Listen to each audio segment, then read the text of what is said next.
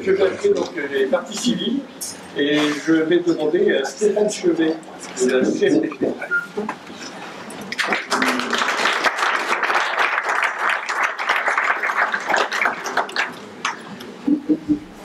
Monsieur Chevet, vous jurez de dire la vérité, toute la vérité, rien que la vérité, vous devez la maintenant. Mais je le jure. Merci. Même si je suis stressé à l'idée d'être face à autant de virages d'un coup. Ah, ça change, hein, pour une fois.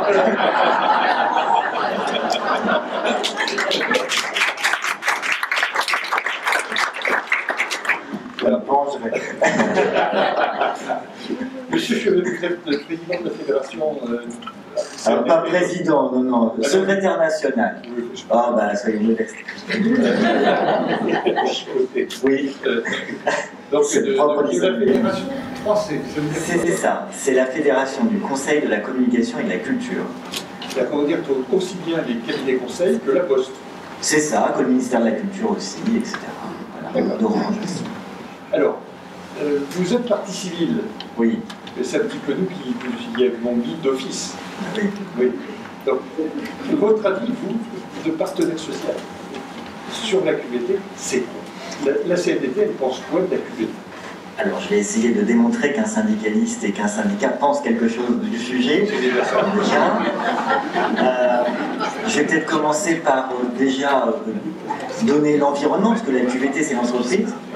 Et commencer par dire qu'une entreprise, c'est d'abord une dictature. Il y a un chef tout en haut et ensuite tout le monde décide en bas.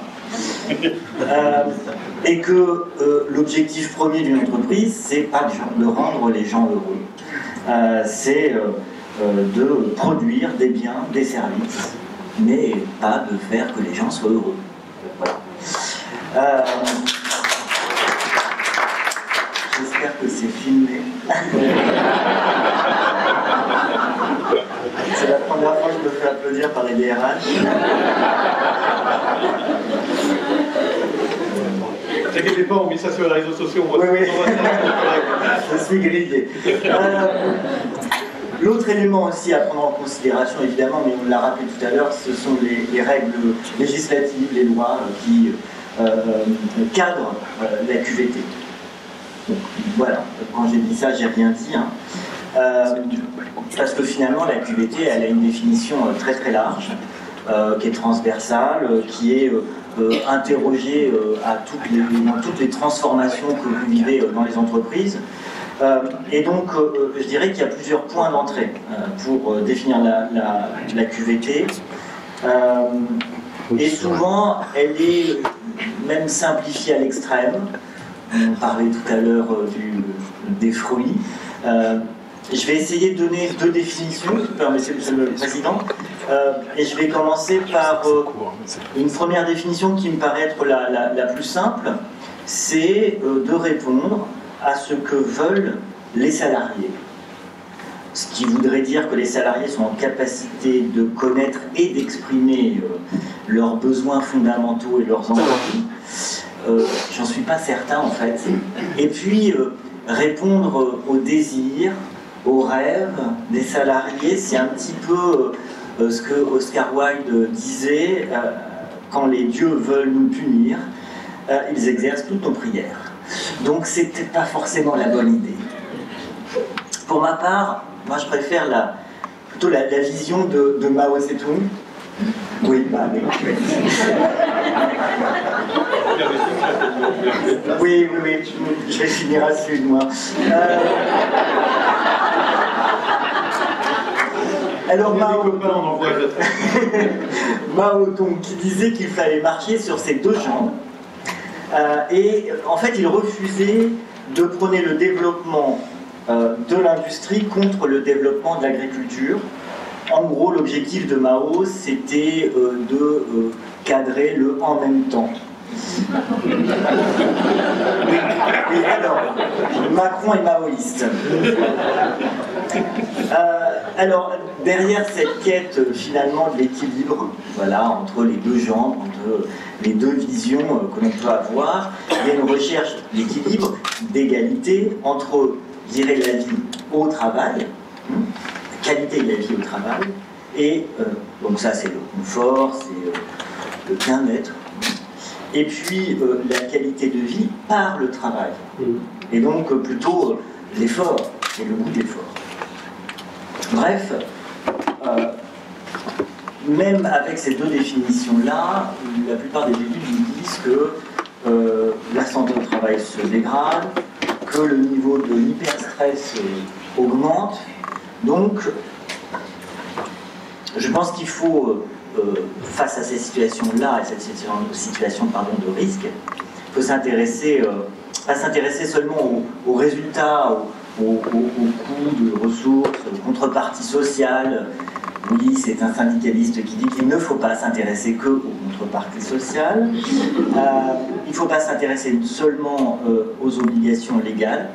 Il faut, je pense, réfléchir à l'utilité du travail et à ses conséquences dans l'entreprise. Alors la question qui nous préoccupe ce soir, c'est de savoir si la QVT, qu'elle soit au ou pour le travail, finalement, est-ce que c'est une escroquerie ou est-ce qu'elle est sous-exploitée?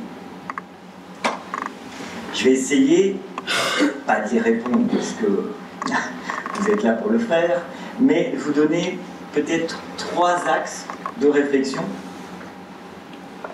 La première, pour rendre efficace la QVT, la première, c'est déjà de travailler sur la formation et le développement des compétences. Ça, j'imagine que mes petits camarades syndicalistes vous l'ont déjà dit. Mais j'irai plutôt sur les compétences comportementales et relationnelles, plutôt que les savoir-faire techniques ou les savoir-faire de métier qui, de toute façon, on le sait, seront obsolètes d'ici 3-4 ans. Deuxième, prendre des risques. Je vais citer Jeff Bezos. Bah oui, après donc c'est tout. Jeff Bezos, il a écrit à ses actionnaires un courrier il y a 4 ans à peu près, qui était extraordinaire, où en fait il expliquait que dans l'entreprise il y a 2 temps. Le premier jour et le deuxième jour. Le premier jour, c'est le jour d'initiative, de l'idéation, de l'enthousiasme, et le deuxième jour, c'est le jour de la norme. Mettre une norme, ça veut dire avoir comme objectif de respecter la norme, et non pas de chercher l'efficacité dans ce qu'on fait. Vous voyez que si on raisonne dans qualité de vie pour le travail, eh bien peut-être que la norme est quelque chose à proscrire ou limiter. Et puis, le deuxième élément peut-être qu'on pourrait avancer, c'est valoriser la capacité, valoriser l'échec, en règle générale. Si vous permettez, Monsieur le Président, je vais vous parler un peu de ma vie. Oui. Il y a quelques années, j'ai été plus jeune dans mon syndicat, et j'étais en charge du développement et de l'organisation, et j'ai un centre d'appel, une équipe dans un centre d'appel qui m'appelle en me disant, normal dans un centre d'appel, qui m'appelle en me disant on va avoir des élections, on avait une équipe syndicale qui a explosé, on n'est plus que 4, il faut trouver 18 personnes pour la liste électorale, on est mort. Bien, j'y suis allé, à une semaine avant le vote, enfin avant le dépôt de la liste. Et je leur ai dit, écoutez, voilà, ce qu'on va faire, c'est qu'on va ensemble prendre du plaisir à échouer. On n'y arrivera peut-être pas, 18, on est 4, c'est mort, ok? Mais on va y aller avec la mienne et on va se faire plaisir. Et donc on y est allé voir les collègues, etc. Mais on s'est amusé. Résultat des courses, on avait trop de monde pour mettre sur la liste. On était monté à 25 candidatures pour 18. Ça veut dire quoi? Ça veut dire que dès l'instant où on permet à une équipe, quelle qu'elle soit syndicale ou pas, dès qu'on permet à une équipe de pouvoir se dire oui, on va peut-être avoir un échec, mais en tout cas on va le faire ensemble et on va le faire avec plaisir, et bien ça libère quelques énergies et quelques envies de faire. Et puis, dernier point, Monsieur le Président, je vais essayer de faire court, il y a le buffet après. Il faut inventer aussi de nouveaux modes de travail. vous tous et toutes ceux qui êtes dans la salle, vous allez être confrontés d'ici quelques années à un tsunami qu'on appelle la génération Y, ou plus exactement la génération Y. Pourquoi? Elle sera majoritaire dans l'entreprise et en règle générale, ça va se traduire par quelle est la cause qui me fait agir, pourquoi on me demande ça, pourquoi je fais ça, pourquoi.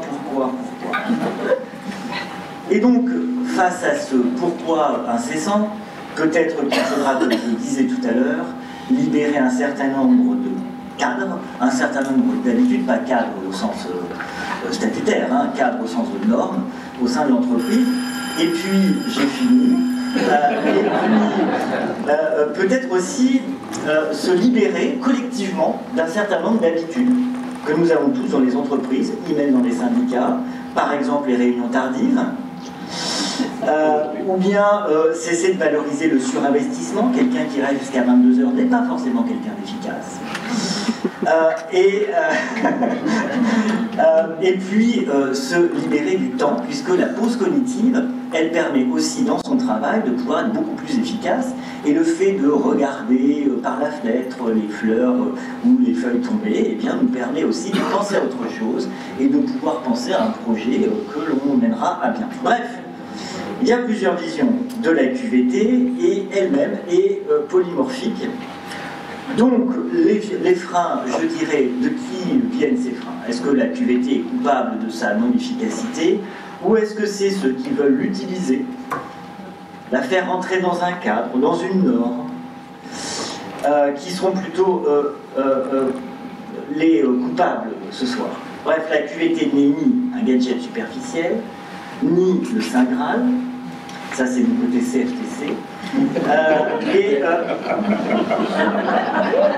et j'allais dire, pour sauver la QVT, il faut aussi vouloir se disrupter et disrupter aussi la QVT, la faire évoluer. Et je finirai juste par un petit mot qui n'est pas de moi mais qui est de René Char et qui disait « Cours, va vers ton risque ».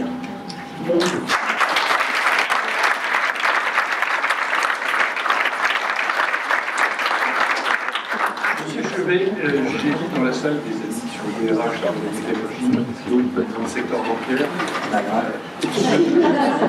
qui se demandent quand est-ce que vous allez changer de fédération. Merci beaucoup. Merci.